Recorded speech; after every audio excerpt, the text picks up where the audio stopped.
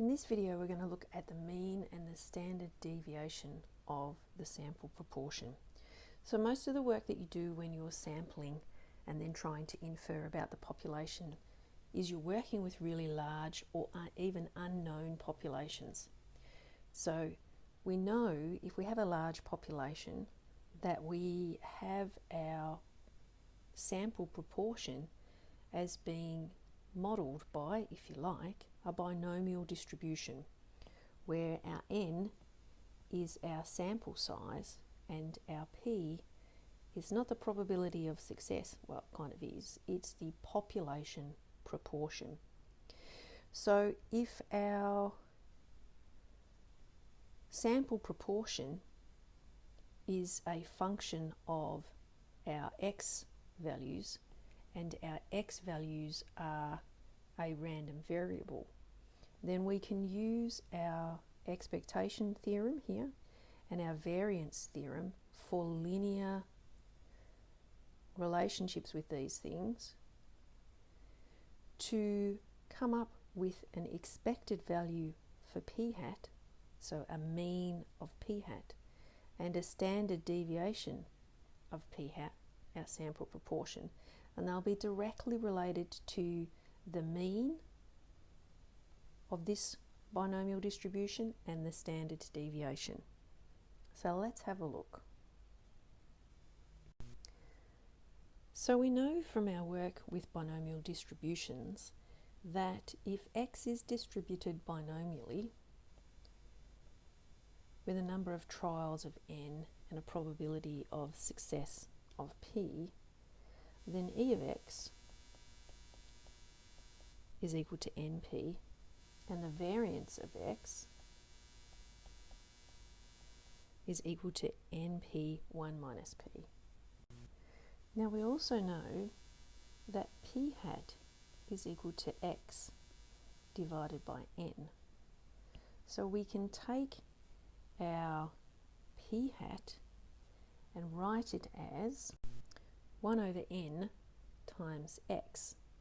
So now if we use our expectation theorem and write that e of p hat is exactly the same as e of 1 on nx, because p hat is in fact 1 on nx, then I can use my expansion of a linear transformation of a variable for the expected value, this formula here, to say that I can bring this 1 on n, which is in the position of a, out the front.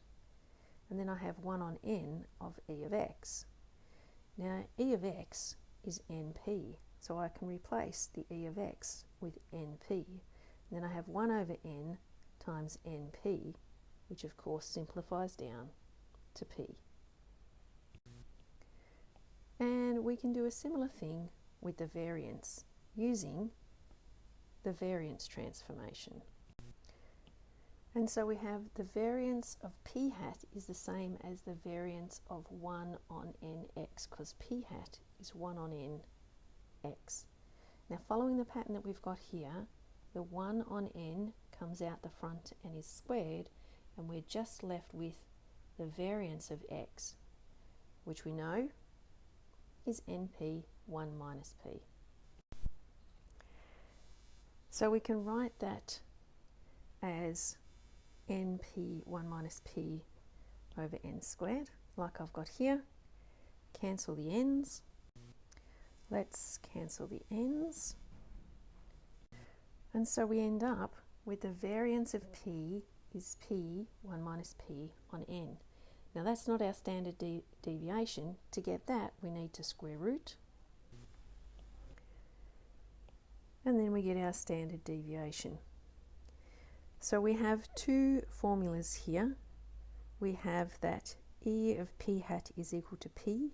We have that the standard deviation of p hat is equal to this thing here. And you need to know and be able to use both of those formulas in the exam.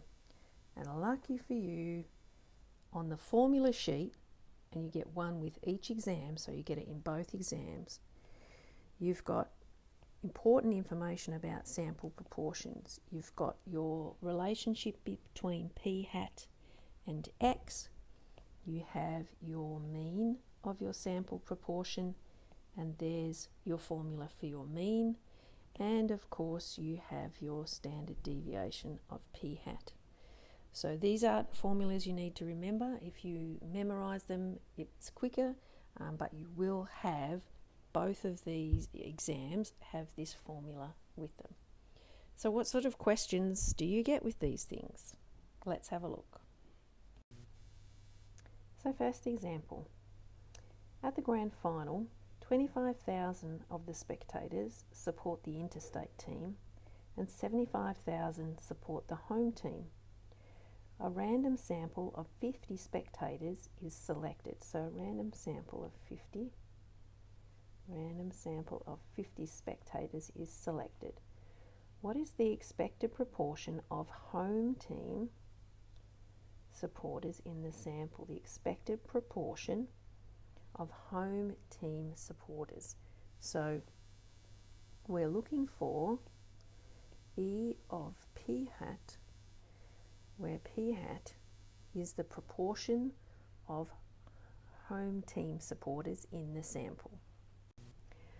Now we know from our formula sheet that E of p hat is equal to p. And we need to remember that in this case, it's the population proportion, not the probability of success. Although in this case, it's a little bit of the same. So in this case, we're looking for home team supporters out of all of the supporters that are there. So we know, it says up the top here, that we have 75,000 support the home team. So we have 75,000 supporters, and altogether we're selecting those out of a population of 100,000. So our P is 0.75. Our expected proportion is 0.75, or 75% of the sample will be home team supporters. So the next question is, of course, what is the variance?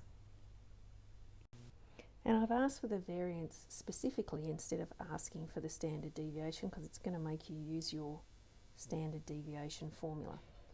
So we know our standard deviation of p hat formula, because that's on our formula sheet as well. And all we need to use is our p-value that we worked out before. So from our previous question, our population proportion is 0.75, and so we can throw that into our formula here and here, and then we get that. And our n is our number in our sample, which is 50. And so we pop that down the bottom, and then using our calculator we work that out, and we get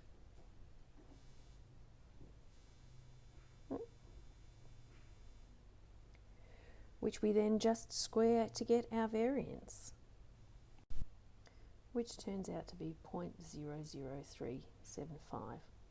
The final sort of question that you get with this sort of question using the formulas is something that goes along the lines of, what is the n, which is the sample size, that gives a standard deviation of the sample proportion of 0.05. So what that's actually asking you to do is to take your standard deviation formula that we used before and use that sample proportion formula, the standard deviation formula, to find n. And you do that by replacing this standard deviation here with 0.05, and then you use your CAS calculator or algebra to solve for n. And when you do that, we get n is equal to 75.